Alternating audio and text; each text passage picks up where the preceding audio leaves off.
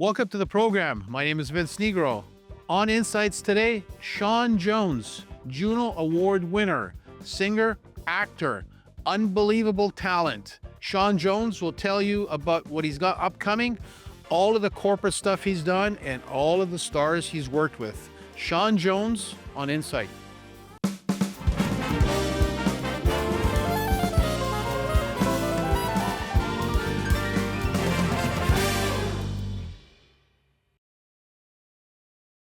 Sean Jones, welcome to the program. Thank you. I can't say thank you enough for having me, honestly. Oh, I appreciate you making the trek all the way in from Hamilton. I know you live in Hamilton right now, and beautiful town. I'm a big steel town, the Hammer town, whatever you want to call it. I mean, I'm a big fan of Hamilton's. I love Hamilton. Thank you for coming and taking time out to come into Toronto and do this interview with us. Hey, listen, thank you. I really appreciate it. So you are a singer, actor, influencer, all those words you want to use. And you are from the Toronto area. You were born in the Toronto area. Yeah. Tell us a little bit about yourself and how you got involved in the music business, and what was the time you knew you wanted to be a singer or actor? Okay, so I was born in Etobicoke. We moved to Montreal when I think I was around 2 or 3. Stayed there till I was about 5, and then we moved to Saudi Arabia actually for 5.5 years. Came back, lived in Mississauga. That's where I went. I went to Clarkson Secondary, and I was, music was important to me, but it was more of a fun thing. I played trumpet for like 5.5 years.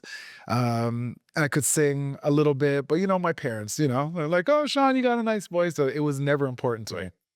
But I wanted attention from the ladies, and I had no idea how to get it. I was very, very shy. And one day I'm in ninth grade, French class, Miss Priolo's class. I tell this story all the time because literally this is how it started. A girl behind me is listening to me. I think it was Anita Hines. And she's like, "Miss Priolo, Sean can sing." And Miss Priolo says, "Sean, come up to the front of the class and sing." And I have no idea why I did it. My heart was racing. I had butterflies in my stomach, and I started singing, and every girl in that room went, and that was it. I was like, "Oh, this is how it goes." So then I started singing, in lunchroom and stuff like that. But once again, it was still just fun. I managed to meet up with a couple guys, and we formed a band called In Essence. And we were just going around doing, fun stuff, doing talent shows all across Mississauga and Toronto. And we built up a good reputation for ourselves. And those guys were definitely more adamant about actually becoming stars. I had always thought about myself as I'm going to do law. I'm going to go to university and Right. do law. And I had applied to York and a bunch of other places, and I actually got in. And so my whole thing was like, "Oh, this is cool, fun, I'll do it, until I can't anymore, all good." But at some point, it became something that I loved. And I actually had to ask my parents. I was like, "Listen, I need to take off like a semester or so because we've got this, great opportunity to open for Usher and Puff Daddy, in Calgary and this and that, and I need some time off." My mom didn't speak to me for a while. Well, they didn't speak to me for a bit. And then my dad came to me and he said, "You know what? If you promise me that you'll go back, go ahead, follow your dreams," And that's what happened. I ended up getting my degree, but that is where kind of things started. And the group went on to be signed by BMG Sony. We had management in the United States with Funkmaster Flex, who was a major radio Right. DJ. And we had great success, and we won a Juno in 2004. Yeah, we're gonna get that. So you had talked about following your career a little bit. You opened for a lot of great people. Mhm. Ellen DeGeneres Yep. and her show. You mentioned some of the folks you were talking about. Was it with the band that you were the opening act, or was it that you went off on your own and you became a solo artist? So as part of In Essence, we opened for people like Busta Rhymes, like I said, Puff Daddy, Usher, Beyonce. Yeah, Um, myth of it. and then as a solo artist, when the group broke up in 2006 and I became a solo artist, I've gone on to, yes, absolutely, open for Ellen DeGeneres and Natalie Cole and um, I've done some David Foster events where, I've had the opportunity to like be on the same stage as Yeah. Stevie Wonder, Steven Tyler, Jennifer Hudson. So yeah, Michael Bublé. Like there's there's a great video on YouTube of me in Vancouver performing. Oh, I can't say it. It's not St. Elmo's Fire. Um, oh my goodness. But Well, anyways, but it's David yeah, Foster on piano and it's the tenors and they're backing me up. but we're big fans of David Foster. We did a show on the David Foster Foundation, and Yes. we had one of their top person here, and the money that he raises, Oh, gives back, it's incredible. So, yeah, big fan of David Foster's. And as your career, as you got involved, doing these acts, you met obviously all kinds of people, mhm. all of these celebrities. Um, Meeting these people, how did that help you? Did it help you, or did you like, you hear a lot of great stories and bad stories behind the scenes, Yeah. how things get out of control. How did it help you being around these people as an artist, as someone that was growing in terms of your career? And obviously you were doing a combination of acting and singing. What was it like hanging around these people? Did you learn from them, or how did that feel? Um, you know, sometimes the people that you look up to the most can definitely disappoint you. Disappointer. I've never really had that experience. Everyone that I've met so far has been very polite. Right. I haven't seen like that bad side per se, and that's shown me humility. A lot of that has shown me to remain humble. I mean, these people have had extraordinary success, and yet they're still humble. They're still able to talk to me. From a work ethic standpoint, it's always great to see how professional they are and the care that they take with their voice, with their business, right? And so that's always great, and that's always helped me just to move along in space because you can get to a point where even with the success that I've had, you can be like, oh, I'm the greatest and I'm the biggest fish in this pond per se. But you got to remember that it's all just fleeting. It really is, and just to remain humble. And I think that's something that has always stuck with me from way, way back. And my parents keep me grounded as well. My family keeps me Right. very well grounded. But there was an interesting thing that happened. So I was with In Essence, and we were doing great, and we had actually been in Edmonton opening for Puff Daddy and Usher, and we were being driven around in limos. At the same time, I was here in Toronto and had a job at Cineplex Odeon, where I worked for 8 years. So we did the shows over there. I came back here and I'm at Cineplex Odeon. And our video is playing on the screens behind me. Like the In Essence video is playing on the screens behind, and I'm tearing tickets. And people are coming up and being like, "You look familiar." And I'm like, "Yeah, yeah, no, it's okay. Theater number 3, just down the hall to your left." Yeah. Nothing makes you more humble than realize, you Right. know what I mean? Like Absolutely. you're right in between Keep both it all in worlds. perspective. You try One, to keep it all. yeah, you have to. Of all these people that you've met, is there any one person that sticks out and you say, "Well, that person is like," as you said, your expectations sometimes are higher or lower. Is there that one person that comes to mind and says, that person has the full package? Oh, Burton Cummings. Burton Cummings. Burton Cummings was unbelievable. I did a project for Westjet called the Westjet Boarding Yes, I want to Sessions. talk about Yeah. that. Yeah. And so I got a chance to meet him and interview him. And I swear, like, we sat down for about an hour and we could have sat down for 3 hours. Right. He just spoke and talked and talked. And it was like we were the best of friends. There.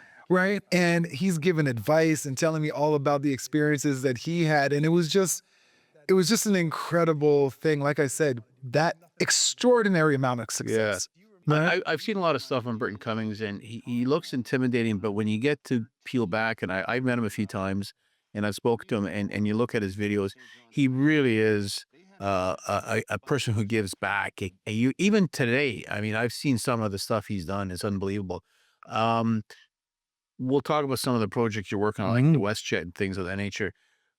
Getting the Juno, when you found out you had won the Juno, what was that like?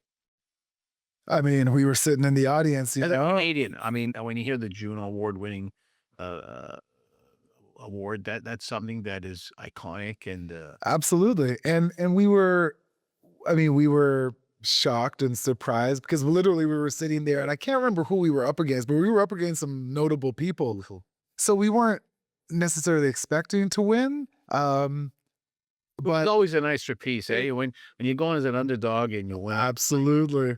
Yeah. But we, they called our name and it was just, I mean, there's video of it just like, what? Oh my God, like wow. And we went up there and it was just it was amazing because we had worked so hard and we had crashed. Like we had risen to a point where we should have been signed to any major record label in the United States. And we had a showcase where we literally bombed. Like it was the worst time to have the worst performance of our lives. And everything went away. And we had to build ourselves back up again to finally get signed by BMG Sony and then to win, put out our first record and to win a Juno off of that. So it was very satisfying, and we felt like okay, now we are on that path, back, and then BMG merged with Right. Sony, and And, man, and Sean, as an entertainer, you met some of these big names. There's a lot of folks that are singers and actors, whatever. And you always have to be creative, and times change all the times. You mentioned the WestJet, and we'll talk some of your projects. So, how did the WestJet? You became kind of almost like an ambassador to them, mhm, on the singing ambassador. How did the and WestJet is the airline people. absolutely. How did that WestJet corporate project come up for you? Well, my management at the time, Jeffrey Latimer had a relationship with WestJet, and they had actually been flying me out to Vancouver to work on my record with Ben Mink. It was called "Waiting for Midnight," that album, and so they had been flying me back and forth. We had a relationship, and over time, it expanded to me doing events for them and all kinds of stuff. And then there came a point where I don't know who had the idea, but there was an idea to do something more where basically I would create the boarding music and deplaning music for WestJet. WestJet. But I was like, no, no, no, we got to take this further than that. I said, why don't we pick 5 or 6 songs of iconic Canadian material, and then I will Sean Jonesify it and do it in my style, and then I will go and I will interview the people that actually, the actual icons that did these songs. And I'll go to their places and we'll like preview the towns and the cities and we'll do a whole thing and you can put that all on your planes. Right. And they went for it. And so that's what I did. I chose Sarah McLachlan's Angel. What is it? These Eyes by the Guess Who. Buffy St. Marie's Till I, oh my goodness, till I can't remember the name of the song. I'm So you so had sorry. five or six. I had 5 or 6 songs, 5 songs, and then 5 of my original songs. And so they ended up being on the actual, as you went on the plane, Playing. they would all play. Right? Are they still playing to They're this day? still playing. I hope you're getting some residual on that. Hope you're getting every time they play your song, you're getting a little check. We worked out a very Worked out a nice, good deal. we worked out a nice All right, deal. just making sure that you get well compensated. Yeah, if you go on, it's on the in-flight service now. Right. Everyone got tired of, hearing the same music because that was like 2018. But to this day, if you press play on in-flight, Right. you'll see Sean Jones, you'll hear the music, you'll see the videos. I've seen like your name associated with a lot of series that happen throughout the city of Toronto and elsewhere. And I know that you had a 7-8 year run Yep. at a location here in Toronto. Yep. You are now starting up a new series. Talk to us a little bit about your new series and how that came about and where it's happening. Yeah, I had a great run down at Casa Loma from 2018 to 2023. But they decided to do something else. I decided to do something else, and I always thought to myself, well, there's going to be a hole that's there because I was bringing up emerging talent, and I was doing soul and R&B music and pop music, and so I decided, okay, well, I need to create my own sort of series. And so we started it up last year. It was called Summer Soul, and we did it at the legendary El Macombo, and we did it at Harborfront. And I had the opportunity to speak with Palais Royale Yes. um, earlier this year, and I said, "Oh, wouldn't it be great if we could have a summer series down at the iconic Palais Royale, where so many amazing people used to perform at on like a weekly basis?"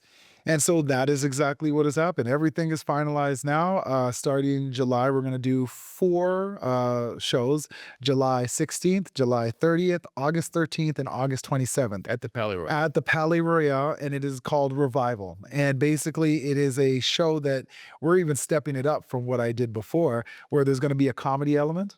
So there's going to be a comedian, there's going to be a live band, obviously, and then at the end of the night, there's going to be a DJ, and you're just going to dance the night away. So we've got it all covered. You're down by the water. It's going to be summertime. I can't think of anything more exciting than that. So yeah. Hey, Sean, in terms of the acting piece that you do as well, how much time do you spend on that? Do you spend most of your time on the music piece? I definitely, Creating these. yeah, I definitely spend most of my time on music, producing shows, creating new music, which I'm very excited about the new music that I'm creating.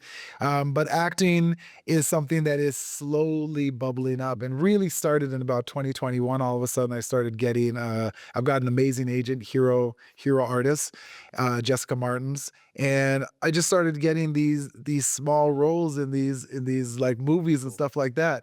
And I actually got a great role that I can't speak about, Oh, but it's gonna be coming out in the fall this year. It's an iconic series, right. and I'm really excited about because I mean it's one of those things where Well, you'll tell us before it happens. oh Tell us. yeah, yeah, yeah, forever I will be the guy that was on this particular series, like So, like, forever. you're here at the right time. You're here I'm just here at the before perfect you're at time. the perfect time. Um, the music business. Yes. Obviously, I mean, you've mentioned Michael Bublé, David Foster, these people, and they've been around forever. Yep. And like every other businesses, they change. Mhm. Streaming comes in. Most of the time now, they say most of these singers are making their money touring. You Yeah. know, you had the Taylor Swift thing that's made so much money and that Yep. kind of stuff there. Um, where do you see the music business today, and where do you see it going? Oh, the I'll say this, when young artists ask me for my advice And on, that's what I was gonna ask you as well too. yeah, like what's the secret Right. sauce? I honestly I don't know what to tell them anymore. Streaming has, in my opinion, has really killed music in so many different ways.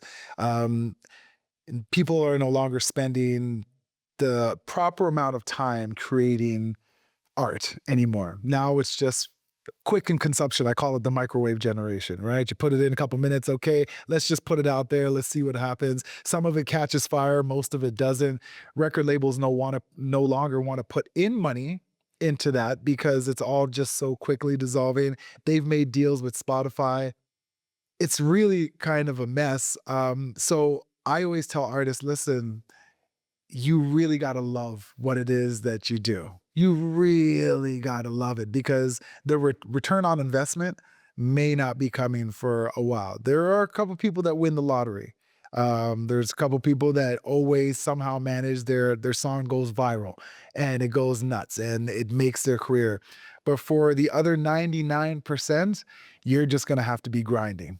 And so unless you truly, truly love it, I don't even bother. I say that to them. I'm like, don't even bother. Yeah, no, and like in our business, whether you're a writer, producer, whatever, it's all about content, good content. I mean, if you don't have good content, good guests, Yep, good situation, absolutely. there's nothing to watch. And even with music, like for me, um, depending on my mood, I like to listen to different things at all time. Yeah, But when you go back and you compare the 70s, like the actual production, the actual quality, there's the wording that yep, used, the actual, like the Earth, Wind and Fire bands of those eras, like the musicians were like unbelievable. Like they were like, you mentioned the trumpet, whatever.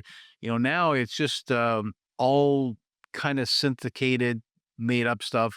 And as you said, in and out microwave. That's a good way to put it. It's a whole microwave type of approach to it. well, yeah, and the problem is that there are young artists out there who are absolutely incredible, who put that kind of time and effort into the art that they're making, but they don't get the highlight. They don't get out there. What is being caught on camera, what rises to the top on the streaming platforms is this other stuff, Yeah. right? And for you as an artist who's making, who's has integrity and your stuff is incredible, to fight through and try and get seen over top of all the other mess. I mean, there's 100,000 songs uploaded to YouTube, to Spotify Every every day. day.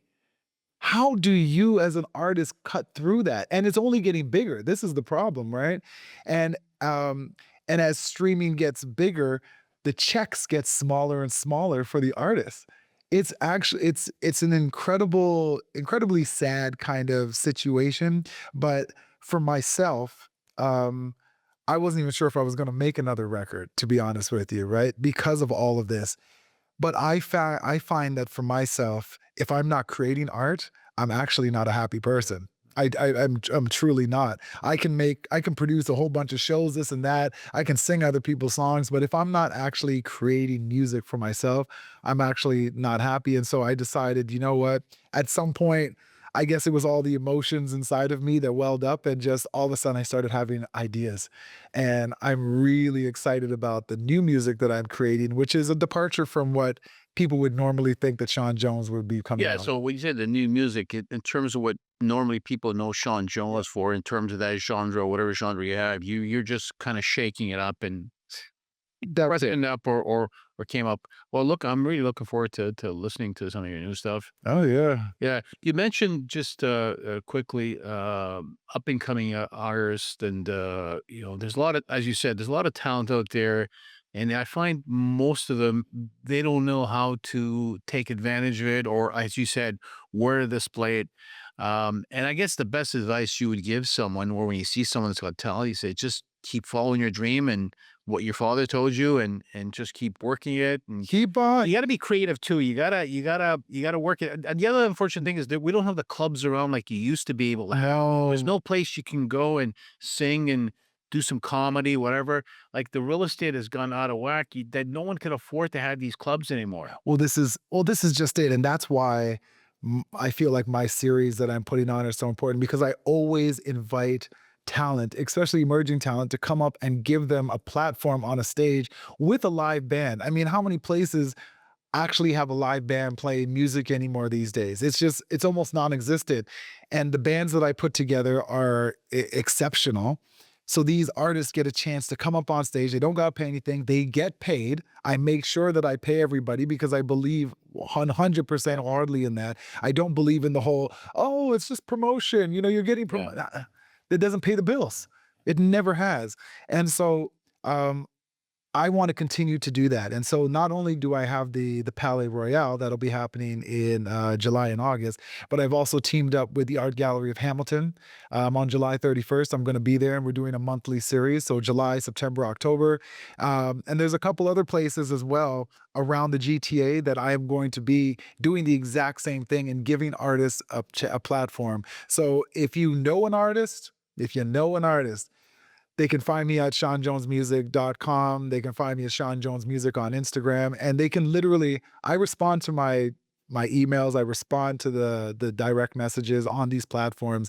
If they want to come out, and they want to promote themselves, and they want to come out and they want to sing, my stage is their stage. Great. I've always said that. Great, Sean. I'm looking forward to this big announcement that's coming down the pike. So hopefully, we'll see and read about it. Keep us posted on some of the up and coming stuff. We'll follow your Palais Royale series. Yeah. And again, thanks for coming. We'll have you back at some point when some of your other projects maybe are coming up on the burner, and we'll keep in touch. Well, no, thank you very much for having me. And if you want to keep in touch with me, seanjonesmusic.com, Right. there's a newsletter there. Sign up for the newsletter.